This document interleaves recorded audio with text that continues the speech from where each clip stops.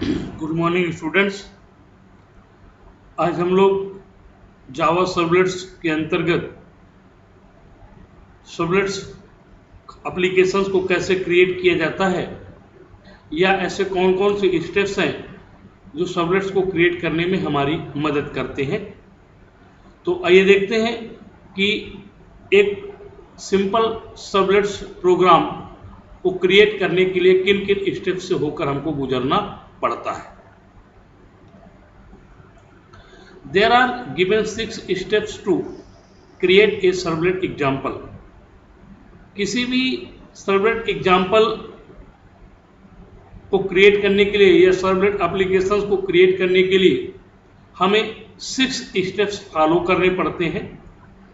These steps are required for all the servers। और ये जो 6 के 6 स्टेप्स हैं ये सभी मतलब सर्वर का ये सिंपल प्रोग्राम हम बना जरूर रहे हैं, लेकिन इसके बाद जितने भी प्रोग्राम्स हम डिजाइन करेंगे बनाएंगे उन सभी में ये स्टेप्स फॉलो किए जाएंगे।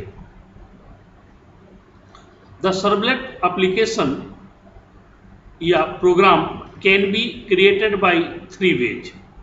किसी भी सर्वलेट एप्लीकेशंस या प्रोग्राम को क्रिएट करने के 3 वेज हमको प्रोवाइड किए गए हैं। या हम इसको इस तरह से भी कह सकते हैं, according to servlet API we have 3 ways to creating a servlets. मतलब 6 स्टेप्स हमको फॉलो करने पड़ते हैं। उन 6 स्टेप्स में सबसे पहला स्टेप्स मैं आगे बताऊंगा, स्टेप्स वो अलग से पढ़ेंगे। उसमें जो किसी भी सर्वलेट एप्लीकेशंस को क्रिएट करने के लिए 3 वेज होते हैं। मतलब सर्वलेट एप्लीकेशंस को क्रिएट करने के लिए ये सर्वलेट एप्लीकेशंस को क्रिएट करने के वो 6 स्टेप्स क्या हैं पूरे सर्वलेट्स को डिजाइन करने के लिए। अब सर्वलेट प्रोग्राम को कैसे डिजाइन किया जाता है उसके लिए 3 वेज, ये सर्वलेट एपीआई का स्पेसिफिकेशंस है। पहला है बाय इंप्लीमेंटिंग सर्वलेट इंटरफेस, दूसरा है by extending generic servlet class, और तीसरा है by extending HTTP servlet class. मतलब सर्वलेट इंटरफेस है, जेनिक सर्वलेट क्लास है और एचटीटीपी सर्वलेट क्लास है।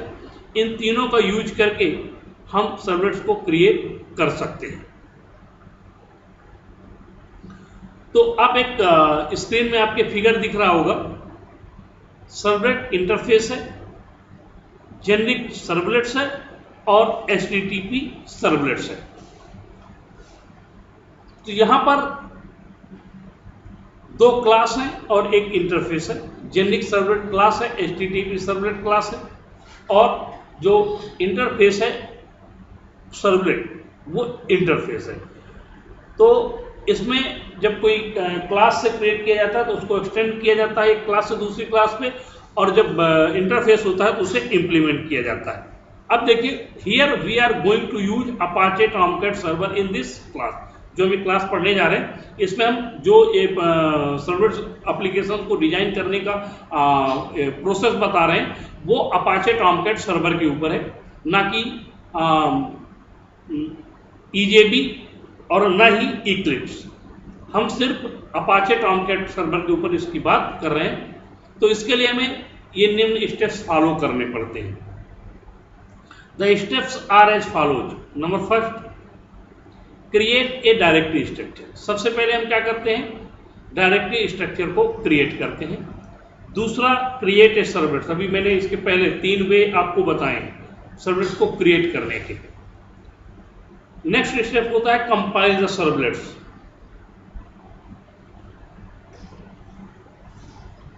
इसके बाद create a deployment descriptor. Next, start the server and deploy the project, और सबसे आखिरी में होता है एक्सेस द सर्वलेट। तो पहला स्टेप है क्रिएट ए डायरेक्टरी स्ट्रक्चर। तो चूंकि मैंने इसकी एक अलग से वीडियो बनाई है कि सर्वलेट डायरेक्टरी स्ट्रक्चर क्या होता है, उसमें क्या क्या चीजें इन्वॉल्व होती हैं, कौन कौन से रिक्वायर्ड स्टेप्स होते हैं, कौन कौन से ऑप्शनल होते हैं, कैसे रूट डायरेक्टरी क्रिएट करते हैं, कैसे उसके अंतर्गत सब डायरेक्टरी क्रिएट। तो इसके लिए आपको प्रेफर करना पड़ेगा मेरी वीडियो को सर्वलेट डायरेक्टरी स्ट्रक्चर। तो आपका जो पहला structure create a directory structure, तो आप उसमें ये सीख सकते हैं, ये समझ सकते हैं कि किस तरह से किसी भी एप्लीकेशन के लिए डायरेक्टरी स्ट्रक्चर बहुत ही महत्वपूर्ण होता है। क्योंकि बिना डायरेक्टरी स्ट्रक्चर के आप वेब एप्स, चाहे जेएसपी हो चाहे आपका सर्वलेट्स हो, आप एग्जीक्यूट नहीं कर सकते हैं। तो आपको डायरेक्टरी स्ट्रक्चर कैसे क्रिएट करना है, किस तरह डायरेक्टरी स्ट्रक्चर को मैनेज करना है, उसके लिए आपको मेरा वीडियो सर्वलेट डायरेक्टरी स्ट्रक्चर्स को आपको देखना पड़ेगा। नेक्स्ट स्टेप है क्रिएट ए सर्वलेट्स। अब सर्वलेट को कैसे क्रिएट करते हैं, तो देखिए by specifications, by implementing servlet interface, जो कि मैंने अभी बता के आपको दोबारा रिपीट कर रहा हूं, by extending generic servlets, by extending HTTP servlet class. Means ये क्या है, इनको देखिए अब आप। दूसरा तो देखिए बाय इंप्लीमेंटिंग सर्वलेट इंटरफेस, सबसे पहले पब्लिक क्लास, ये आपकी माई सर्वलेट क्लास हो गई। इंप्लीमेंट सर्वलेट, यहां आपकी ये जो है ये पोर्शन है, यहां पर आप जो भी प्रोग्रामिंग करना चाहते हैं माई सर्वलेट्स आपकी क्लास के अंतर्गत, उनको आप यहां पर रखेंगे। नेक्स्ट है by extending generic servlets class, मतलब दूसरा क्या है, जेनरिक सर्वलेट्स है। पब्लिक क्लास ये माई सर्वलेट्स आपका सर्वलेट्स हो गया। एक्सटेंड्स, क्योंकि इसके पहले देखिए हमने इंप्लीमेंट किया था। इंप्लीमेंट क्यों किया था, क्योंकि सर्वलेट्स हमारा इंटरफेस है, और इसमें हमने एक्सटेंड किया है क्योंकि जेनरिक सर्वलेट्स हमारी क्या है, क्लास है। और यहां पर आप अपने हिसाब से मेथड्स या जो भी डेटा मेंबर रखना चाहते हैं वो रख सकते हैं। थर्ड वे है extending HTTP servlet class, means public class my servlet, आपका सर्वलेट जो जिस नाम से आप सर्वलेट को डिजाइन करना चाहते हैं। इसके बाद एक्सटेंड, क्योंकि ये क्लास है, और एचटीटीपी सर्वलेट्स, और यहां पर आपके क्लास के सभी वे डेटा मेंबर जिनकी आपको आवश्यकता है। अब थर्ड स्टेप है कंपाइल द सर्वलेट्स। अब हमें सर्वलेट्स को कंपाइल करना है, उसके लिए हमको क्या करना पड़ता है, for compiling the servlets jar file is required to be loaded. मतलब किसी भी सर्वलेट क्लास को कंपाइल करने के लिए जार फाइल का होना आवश्यक है। यदि आपके पास जार फाइल नहीं है तो आप अपने सर्वलेट्स को कंपाइल नहीं कर पाएंगे, इसलिए आपके पास जार फाइल का होना आवश्यक है। अब different server provide different jar file, means क्योंकि सर्वर अलग अलग सर्वर्स होते हैं, हम यहां पर किसकी बात कर रहे हैं, अपाचे की बात कर रहे हैं। तो देखिए jar file servlet API dot jar, अगर हम अपाचे के ऊपर रन कर रहे हैं। अगर हम वेबलॉजिक के ऊपर रन कर रहे हैं तो वेबलॉजिक डॉट जार। यदि ग्लासफिश के ऊपर हम रन कर रहे हैं तो जावा ई डॉट जार, ठीक है।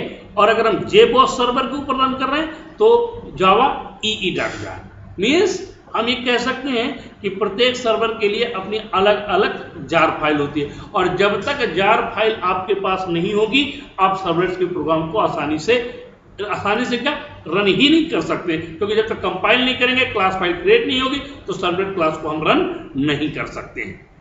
अब इन जार फाइल का कैसे अपन यूज करते हैं वो आगे देखिए। तो two ways to load the jar files, पहला तो क्लास पाथ के द्वारा सेट करके, हम अगर आप जावा की प्रोग्रामिंग किए तो क्लास पाथ सेट करना आपको आता है, आप क्लास पाथ के द्वारा सेट करके आप जावा फाइल को लोड कर सकते हैं। दूसरा तरीका है paste the jar file in JRE LIB EXT folder, means ये जार फाइल को हम कहा करें JRE, JDK और JRE दो फोल्डर बनते हैं जब जावा हम लोग लोड करते हैं। सी पे आप जाके देखिएगा, वहां पे LIB आपको मिलेगी और EXT नाम का एक फोल्डर मिलेगा, वहां पर उस जार फाइल को आप क्या कर दें, पेस्ट कर दें। Put the Java file in any folder, after compiling the Java file paste the class file of servlets in webinf classes directory. ये webinf एक्चुअल में, ठीक है। तो हम क्या करते हैं, हम इस तरह से इसको यूज कर सकते हैं। आप कहीं पर भी जावा क्लास को रन करें, किसी भी फोल्डर पर रन करें, लेकिन उसकी क्लास फाइल को कंपाइल करने के बाद अगर याद हो डायरेक्टरी स्ट्रक्चर जब आप पढ़ेंगे तो वहां पर क्लास फाइल की एक सब डायरेक्टरी होती है, वहां पर आप उसको पेस्ट करेंगे। किसके अंदर, webinf के अंतर्गत क्लासेस नाम की एक सब डायरेक्टरी होती है, उस डायरेक्टरी में आप उस क्लास फाइल को क्या करेंगे, रख देंगे।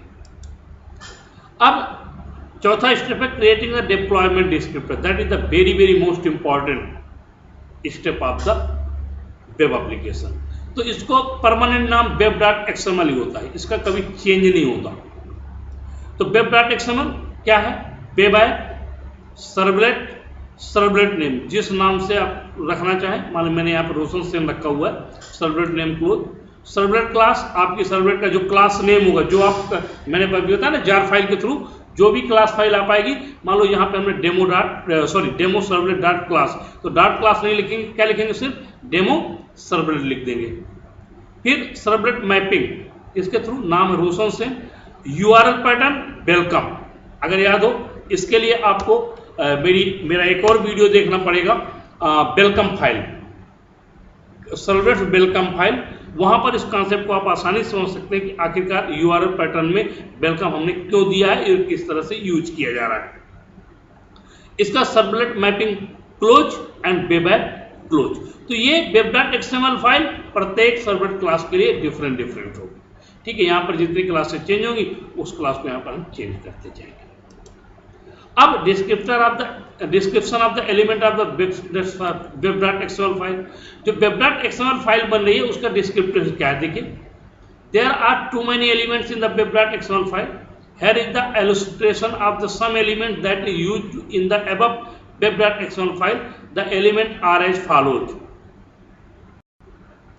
अब क्या है, जो web.xml फाइल है उसमें कई सारे एलिमेंट्स हैं, उन सभी एलिमेंट्स को मैं अलग अलग आपको एक्सप्लेन कर रहा हूँ। सबसे पहला है web app, represent the whole application, ये क्या करता है? पूरे एप्लीकेशन को आपको रिप्रेजेंट करता है। देखिएगा वेब ऐप, ये वेब ऐप यहाँ से स्टार्ट हुआ और ये वेब ऐप यहाँ पर क्लोज हुआ। फिर सर्वलेट, इन सब एलिमेंट्स ऑफ वेब ऐप, ये क्या है? ये सर्वलेट्स, ये इसका क्या है? सर्वलेट इसका सब एलिमेंट्स है। एंड रिप्रेजेंट द सर्वलेट्स, और ये सर्वलेट्स को रिप्रेजेंट करता है। फिर servlet name in the sub element of the servlets, ये सर्वलेट्स का सब एलिमेंट, सर्वलेट नेम जो भी आप सर्वलेट का नेम, जैसे मैंने यहाँ पर रोशन सेन दिया हुआ है। फिर servlet class in the sub element of the servlets, ये भी इसका सर्वलेट क्लास का सब element servlet class, demo servlet, और सर्वलेट यहाँ पर क्लोज हो गया। तो सर्वलेट देखिए यहाँ पर एक क्लोज हुआ। अब सर्वलेट क्लास के बाद सर्वलेट मैपिंग इन सब elements of the web app, ये भी सर्वलेट्स की ही तरह वेब ऐप का क्या है? सब एलिमेंट्स है। It is use to map the servlets, और ये सर्वलेट्स को मैप करता है। मीन्स अब देखिए यहाँ पर कैसे करता है, ये मैपिंग, ठीक है। सर्वलेट नेम, जो नेम होगा और उसका यूआरएल पैटर्न होगा। In sub element of servlet mapping this pattern is use the client side to invoke the servlet. हम सर्वलेट को कैसे इन्वोक करेंगे उसके लिए हम लोग यूआरएल पैटर्न का यूज करते हैं। फिर नेक्स्ट स्टेप है start the server and deploy the project.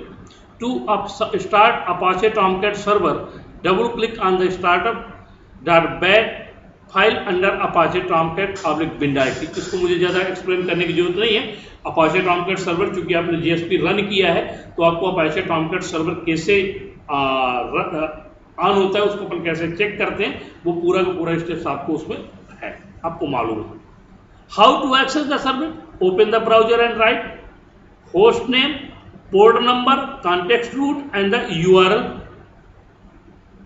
Pattern of servlets, जो भी दिया हुआ है। जैसे मैंने वेलकम दिया ना, तो example local host double line, जबकि हम यहाँ कहते हैं 8080, ये डबल लाइन इसलिए दिया हुआ है क्योंकि मेरे सिस्टम में कोई दूसरा सर्वर पड़ा है, तो मैं इस पोर्ट को अपने सुविधा के अनुसार क्या कर सकता हूँ? चेंज कर सकता हूँ। इसके बाद डेमो मतलब मेरे रूट डायरेक्टरी का नाम, एंड द वेलकम मीन्स जो मैंने यूआरएल पैटर्न वहां पर दिया हुआ है। तो ये था एक सर्वलेट क्लास को कैसे सर्वलेट एप्लीकेशंस को कैसे डिजाइन करते हैं, उसके ये 6 स्टेप्स हमने फॉलो किया। इन 6 स्टेप्स में कौन स्टेप्स किस कार्य के लिए होता है उनको अलग अलग हम लोगों ने यहाँ पे बात किया हुआ है, और इसको आप लोग देखिएगा। और अब जो भी होगी एक नया कॉन्सेप्ट हम लोग नेक्स्ट क्लास पर लेकर आएंगे। Thank you.